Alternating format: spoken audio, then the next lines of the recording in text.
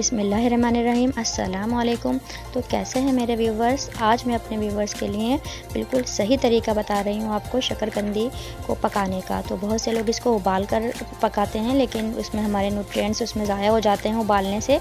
यहाँ पर हम इसको स्टीम में पकाएंगे बहुत हेल्दी तरीके से, और बड़ी झटपट से ये परफेक्ट गली हुई शकरकंदियाँ तैयार होंगी। देखें, मैंने तकरीबन 1 किलो ये शकरकंदियाँ ली हैं। ये आपको दिखा दूँ, काफ़ी मट्टी वाली होती हैं। इसको आपने वॉश कर लेना है। मैंने इसको थोड़ी देर पानी में भिगो दिया था 10 मिनट। उसके बाद मैंने इसको 2 से 3 मरतबा साफ़ पानी से वॉश किया है। और ये देखें, आपकी सहूलत के लिए मैंने दोनों शेप में ली हैं। थोड़ी पतली वाली भी मैंने ली हैं और थोड़ी मोटी वाली भी मैंने ली हैं। तो किस तरह कुक करेंगे, क्या प्रोसेस करेंगे, सही से बिल्कुल आपने तवज्जो के साथ देखना है। और इसी तरीके से आपने शकरकंदी को उबालना है, उबालना नहीं है, स्टीम देना है। इसके लिए यहाँ देखें कि स्टैंड है, सबके घर में होता है हमारा पॉट वगैरह रखने का स्टैंड।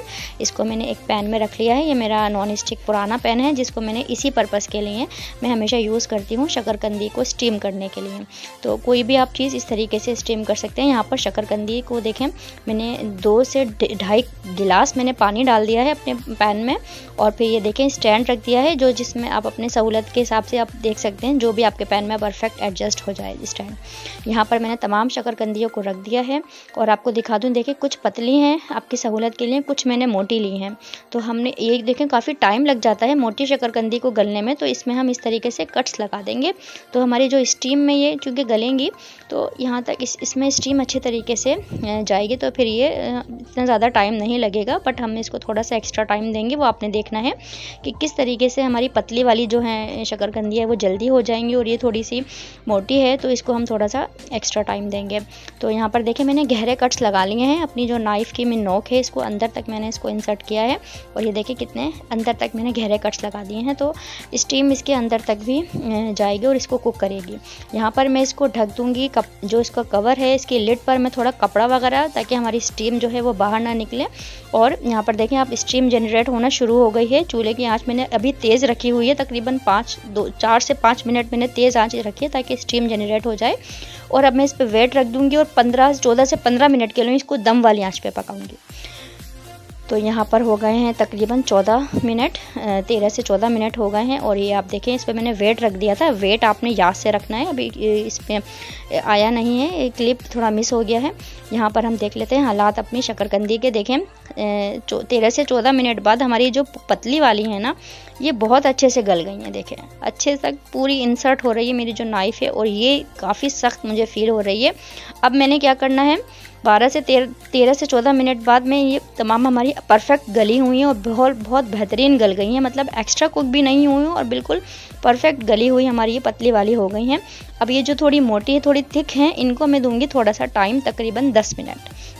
जब तक हम कर लेते हैं अपनी ज़बरदस्ती चटनी को तैयार। इसके लिए देखें, मैंने आधा कप मैंने ये इमली ली थी, इसको मैंने भिगो दिया था। और मैंने इसको थोड़ा सा, इसके देखें सीड्स वगैरह मैंने इसके निकाल दिए हैं। और अब ये जो थोड़े मोटे मोटे इसके बच जाते हैं सीड्स वगैरह की जो स्किन होती है, इसको मैं थोड़ा सा पीस लूँगी सहूलत के लिए।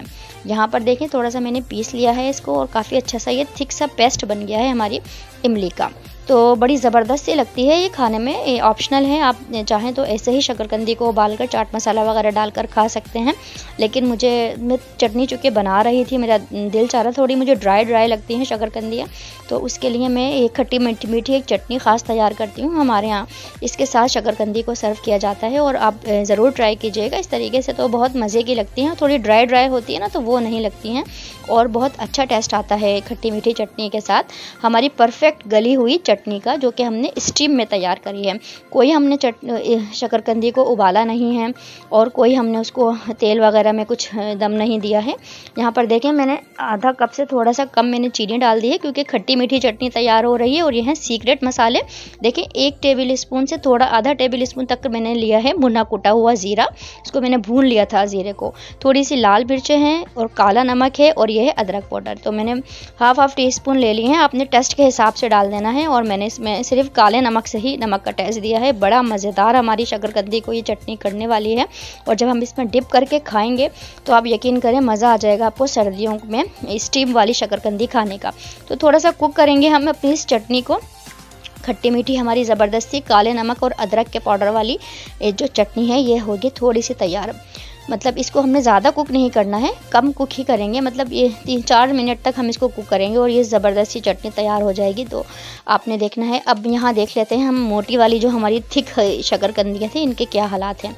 आप ये देखें, तकरीबन मैंने 8 से 10 मिनट मैंने इसको और स्टीम में रखा था और ये देखें पूरी अंदर तक इंसर्ट हो रही है मेरी नाइफ़। और ये दूसरी वाली भी मैं आपको दिखा दूँ, ये भी देखें पूरी अंदर तक परफेक्ट गली हुई हैं, एक्स्ट्रा कुक नहीं हुई हैं। बिल्कुल टाइम का आपने ख्याल रखना है, ज़्यादा बहुत देर तक स्टीम नहीं देनी है और बहुत कम भी नहीं देनी है, तो टाइम का ख्याल रखना है आपने। तो यहाँ पर हो गई है तैयार चटनी। बहुत ज़्यादा गाढ़ा नहीं रखना, थोड़ी रनिंग कंसिस्टेंसी में हमने इस चटनी को रखना है। और जब हम इसमें डिबो कर अपनी शकरकंदी को खाएंगे इस पर, तो आपको मज़ा आ जाएगा।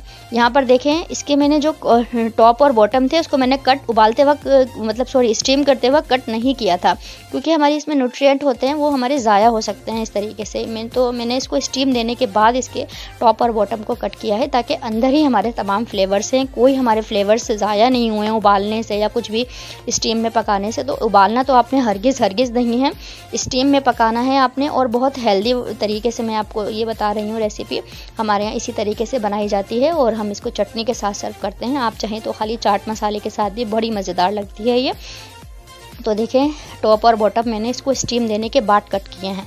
तो ये आपने ख्याल रखना है कि आपने पहले से टॉप और बॉटम को कट करके स्टीम नहीं देना है, स्टीम देने के बाद आपने टॉप और बॉटम को हटाना है। इस तरीके से हमारी शकरकंदी के अंदर काफ़ी फ्लेवर्स जो हैं वो अंदर ही रहेंगे और बहुत हेल्दी आपको ये सर्दियों में मज़ा देगी। परफेक्ट गली हुई हमारी ज़बरदस्त सी शकरकंदियाँ। तो हमारे अब्बू बड़े शौक़ से खाते थे इसको और बहुत इसी तरीके से हम इसको तैयार करते थे।